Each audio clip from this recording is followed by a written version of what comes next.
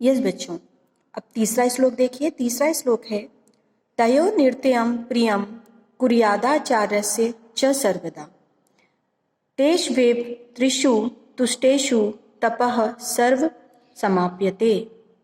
अर्थात तयो नृत्यम, तयो का मतलब होता है उन दोनों, और यहाँ पर उन दोनों से मतलब किससे है? माता और पिता। ठीक है, माता और पिता। तयो नृत्यम मतलब उन दोनों का, नृत्यम मतलब होता है रोज ही या हर रोज या हमेशा। प्रियम मने अच्छा ही। कुर्यादा मतलब करना चाहिए। कुर्यादाचार्यस्य, यहाँ आचार्यस्य शब्द छुपा है और आचार्यस्य का मतलब है अपने आचार्य या गुरु। ठीक है, उन दोनों का, और च मने और, गुरु का, उन दोनों का, और उन दोनों मतलब माता और पिता, उन दोनों का अर्थात माता और पिता का और गुरु का। नृत्यम मतलब हमेशा ही, प्रियम मने अच्छा, कुर्यादा मने करने की, सर्वदा मतलब सदैव, हर रोज या सदैव। ठीक है, हमें माता पिता और आचार्य का हमेशा अच्छा ही करने का सोचना चाहिए या उनका हमेशा अच्छा ही करना चाहिए। तेष्वेव त्रिषु तुष्टेषु तपः, ऐसा करने से, तेष्वेव मतलब ऐसा करने से, त्रिषु मतलब होता है तीनों, तुष्टेषु मतलब संतुष्ट हो जाते हैं।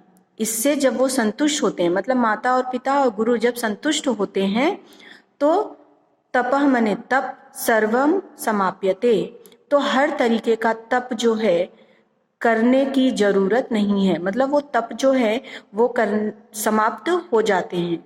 ठीक है, कोई भी तप जो है या पूजा पाठ जो है या विभिन्न प्रकार के दान दक्षिणा कर्म कांड जो है, जो भी हम तपस्या करते हैं अपने जीवन में सुख सुविधाओं के लिए, वो तप करने की हमें आवश्यकता नहीं है।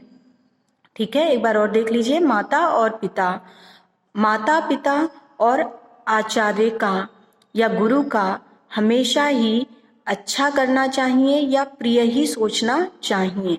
तश्वेव मतलब ऐसा करने से, त्रिषु मने तीनों, तुष्टेषु मतलब तीनों के संतुष्ट हो जाने से, ये तीनों ही जो तप हैं, जो भी हम कर्म कांड करते हैं वो हमेशा के लिए समाप्त हो जाते हैं। हमें किसी भी तप को करने की आवश्यकता नहीं रह जाती। ओके, समझ में आया? अब फोर्थ देखिए, सर्व परवशम दुखम।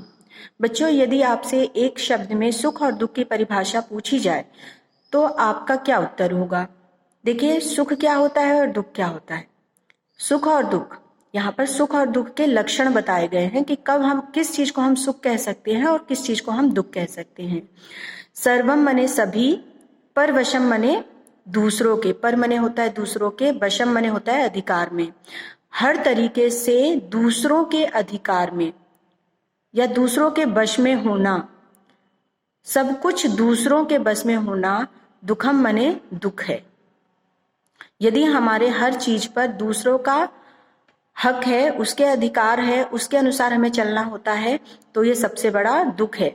और सर्व मने सब कुछ, आत्मवशम मने स्वयं के अधिकार में होना या स्वयं के बस में होना, सुखम यानी सबसे बड़ा सुख है।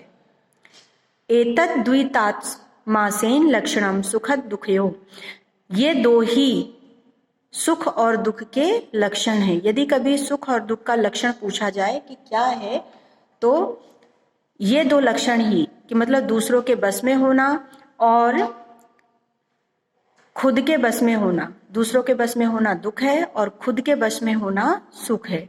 यही सुख और दुख के दो लक्षण होते हैं। ओके बच्चों, अब अगले वीडियो में हम 5th और 6th श्लोक का अर्थ समझेंगे।